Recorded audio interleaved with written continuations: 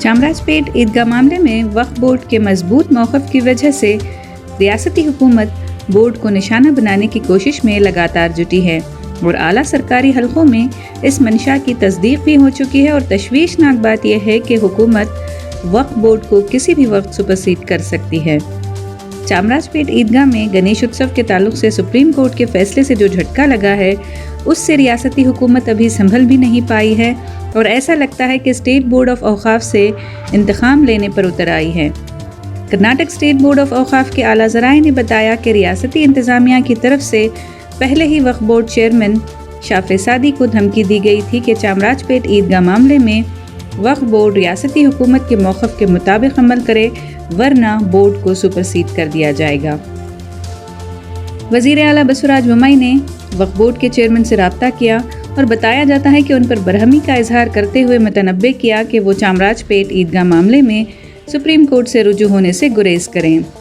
یہی وجہ ہے کہ چامراج پیٹ کے رکن اسمبلی ضمیر احمد خان نے وقف بورڈ پر خوف اور سیاسی دباؤ کی تلوار لٹکتی دیکھ کر کیس کو کمزور نہ کرنے کی نیت سے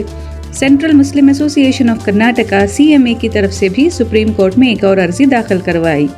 تاہم وقف بورڈ کی عرضی بھی برقرار ہے اور عدالت عظمیٰ نے CMA کی عرضی کو ہی بے بنیاد بنا کر چامراج پیٹ عیدگاہ معاملے میں گنیش اتسو اہتمام کی اجازت دینے سے انکار کر دیا تھا۔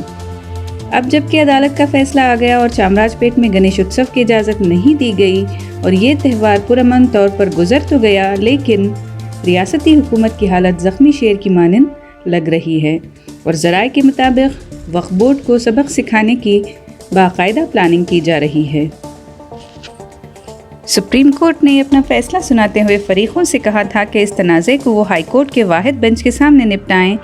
اس بینچ کے سامنے وقف بورڈ کی عرضی کی سماعت 23 ستمبر کو ہونے والی ہے۔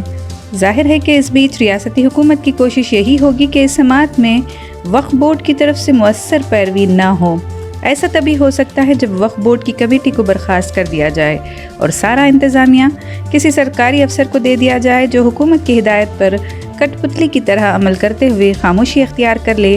یا اس معاملے میں ایسے وکلاء پیروی کریں جن سے مقدمہ خود بخود حکومت کے حق میں ہو جائے۔